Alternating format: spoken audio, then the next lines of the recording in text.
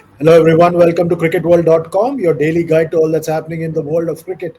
And we've got a power packed show once again. As always, I've got my friend and colleague Nikhil Narayan with me to discuss all that's happening in the Women's World Cup and the other cricket matches around the world and cricket news around the world. Nikhil, what a scare Australia got yesterday from Pakistan. In the end, it was a comfortable win, but they got a right royal scare there. Absolutely, Chandresh. No one expected this. We all expected Australia to absolutely steamroll over Pakistan. But at one stage, Pakistan had Australia on the ropes at 76 for 7, and then they reduced them to 115 for 8. Australia should have been bowled out for less than 130, but then an absolutely brilliant 106 run stand between Beth Mooney and Alana King took them to a more than competitive 221 for 9. Mooney hammering 109 of 114 deliveries, Chandresh. King also 51 of 49. And they took the game away from Pakistan. Pakistan, then when they came out to bat, I mean, then it was a no-show because the batting is the weak link for them. Apart from Sidra Amin, who scored 35, none of the other batters, look like they would even they could hardly get bat to ball, and they were cleaned up. With Australia winning by 107 runs. So, Pakistan letting go of a great opportunity against the champions Australia. They had them on the ropes, but could not cash in on the opportunity. Still, some positive for Pakistan. Nashra Sandhu, the slow left arm orthodox, she was the pick of the bowlers for them, 3 for 37 in 10 overs. But it just shows the depth in batting for Australia, Chandresh. Uh, that day it was Ashley Gardner against New Zealand. Then it is Beth Mooney, against Pakistan. So even if the top order on occasions does not fire, the lower order, the middle order, they come to the they rise to the occasion and perform for Australia, and therefore Australia is such a difficult team to beat, Chandresh. Absolutely. And look at the points table now. Australia is now at the top of the points table with 5 points. They had one washout. So that meant that they got a point from that particular washout. But top three now, looking like the top three that might make it to the semifinals, in your view?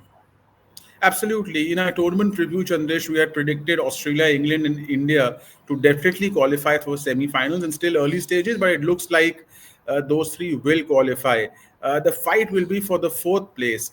It's going to be a tight one between South Africa. I still think New Zealand will challenge South Africa. Bangladesh is an interesting one. They're still early days. An upset win, against Pakistan, but I think Bangladesh would slip down the ranking as the tournament progresses. I think it will going to be South Africa or New Zealand for the fourth position. Yeah, it's going to be interesting because today we have another important game, and today's game is between India and South Africa, and this is going to come from the beach town of Vishakhapatnam. It's going to be a tough encounter for India because South Africa have got their act together after that outstanding performance in the previous game. Absolutely, Chandesh. A big clash at Vishakhapatnam. The first match of the tournament at the venue. India, as we know, have won 2 out of 2 versus Sri Lanka and Pakistan. South Africa, what a contrasting World Cup they've had so far. Thrashed by England, but a great win against New Zealand. It's not going to be easy for India. Some of the South African players, like Tasmin Brits, a century against New Zealand, are in the form of their lives. There's Madison Cap. Uh, of course, there's their captain also. So it's not going to be easy for India against a South African team which has some superstars. But overall, Chandesh, I would say India still start favourites in this encounter. The head-to-head is in favour of India. 2012 in India's favour. Last 5 ODIs, Chandresh, it is 5-0 to India. So I think India will still start favourites in this encounter. And the worrying part for India is that or look at it as glass half full, is the fact that their lead batter, Smriti Mandhana, has still not fired. Yes, not really clicked so far in the first couple of matches, but so you can expect a big performance. And I mean, India can see it from the other perspective that she hasn't performed. Still, they are 2-0 up in the World Cup. So she still has had a great year so far, Chandresh. 2025, she scored 959 runs in 16 innings, average 60, striker of 114, 400s. So you expect Smriti Mandhana to raise her game in this big match. And I think the other key player for India could be Deepti Sharma. Again, 53 of 25, chipping in with the bat, two, three wicket hauls in the first two encounters against Pakistan and Sri Lanka. I think she is going to be key for India, Chandresh. Yeah, Smriti Mandhana brings us to the answer to yesterday's quiz question. And Nikhil, why don't you take it away? Yes, we had asked that which batter held the record previously for the most number of hundreds, by a female batter in a calendar year. The record, which was recently broken by Tasmin Brits of South Africa, she has scored five ODI hundreds in 2025. The answer is Smriti Mandhana of India. She had four ODI hundreds in 2024. Incidentally, Chandresh, she also has four ODI hundreds in 2025. So she does have a chance of equaling and maybe even surpassing Tasmin Britt's record this season. So it's going to be interesting.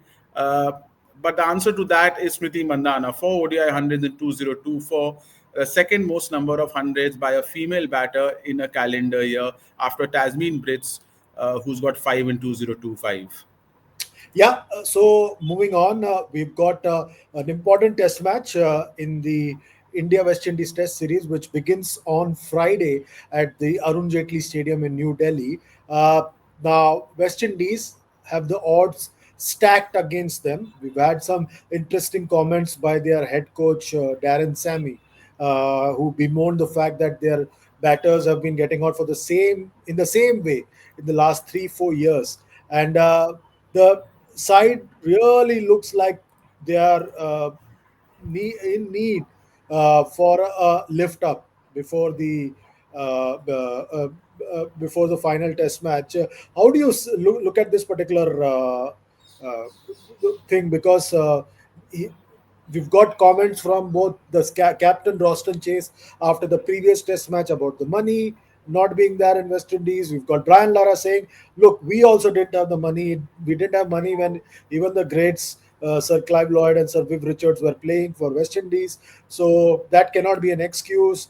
And then we have got now Darren Sammy coming out and saying that they didn't reap rewards of their rich legacy. Do you think the side itself is caught in the background of all this noise that's happening around their cricket? Yes, Chandesh, massive problems with West Indies cricket related to their finance with their board, not lack of motivation, players preferring the T20 format over Test cricket, which has been happening over the last, 1.5 decades or 2 decades. And the results are for everyone to see. We had, discussed yesterday that. In our video yesterday that they've hardly won any test series away from home against major test playing nations.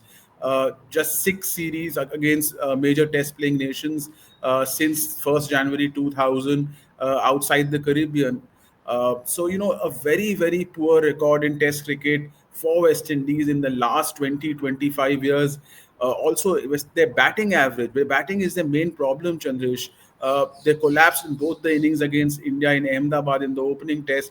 Their batting average since 2022 is just 21.4. It is the worst amongst all teams in the world. It's lower than Zimbabwe, Bangladesh, Ireland, and Afghanistan. So, unless the batters, come to the fore, the West Indies have no chance. I mean, yes, the bowling, was a tad bit unlucky.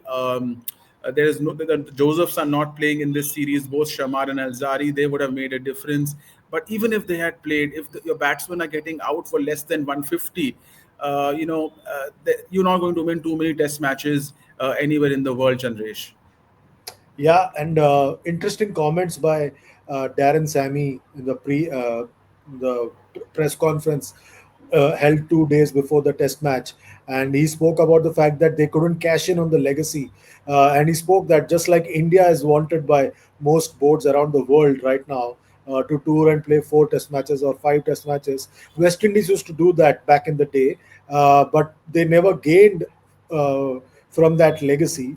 And one interesting thing is that the last time West Indies won a Test series in India was in 1983, and he said that was the year he was born. So they haven't won a Test series in India since 1983. The last time they won a Test match in India was in 1994.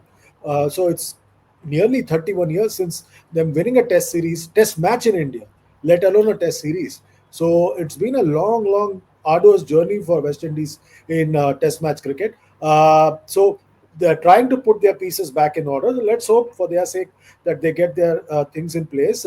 Now, looking at the other end, India have got a couple of things to sort out. First is how much of a rope do they give someone like a Sai Sudarshan? Because truth be told, he hasn't fired. Absolutely, Chandresh. 147 runs in 7 innings in Test cricket. Average was 21. Just seven in the opening test in Ahmedabad. Two ducks, two thirties, and just 150 on the tour of England. So, although he has all the qualities of being a number three batter, the temperament also, he needs the runs because there is enough talent, there is enough bench strength in India who are waiting to occupy any position in the lineup. So Sai Sudarshan needs to score. He needs to score in this test match. Otherwise, there are other batters who will come in this Indian 11. So a big match for Sai Sudarshan, I would say. Apart from Sai Sudarshan, I think India have got all their bases covered. The assistant coach Andresh said, Ryan Tendashate, that there'll be not many changes. In fact, there'll be no changes in the Indian 11. Uh, if at all, given the black soil pitch at the Arun Jaitley Stadium, which has some ball patches, which may, aid spinners later on day 4 and day 5. The test match goes till day 4 and day 5. India might decide to play Akshar Patel, maybe in place of Pacer, or maybe in place of Nitish Reddy. One has to see that. But otherwise, I don't see any other changes in the Indian 11. India is going to go all out to make it 2-0. Given the 0-3 loss in New Zealand, this would be a nice, healing balm for them, reaffirming their, dominance at home, which has been actually unprecedented before that 0-3 drubbing by New Zealand at home. So India would like to reaffirm, their domination at home in Test cricket. Yeah, Nitish Kumar Reddy hardly had anything to do in the previous Test match. He didn't even get to bat. So you can imagine how difficult it would have been for him because he was coming after a long injury break. So he would have had thoughts of contributing to the team's victory, but he couldn't do that. Anyways, moving on, we've got one more match to look at, and that's the first one-day international between Bangladesh and Afghanistan, and that was played at the Abu Dhabi Zayed Cricket Stadium. And a good start for Afghanistan. They won the first match after the nil-3 drubbing in the T20 series. Yes, finally Afghanistan showcasing their mettle, Chandresh, after a disappointing Asia Cup and disappointing T20I series versus Bangladesh.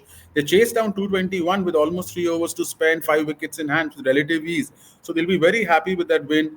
Rashid Khan, the hero with the ball, his 3 wickets in the middle overs changed the match on its head.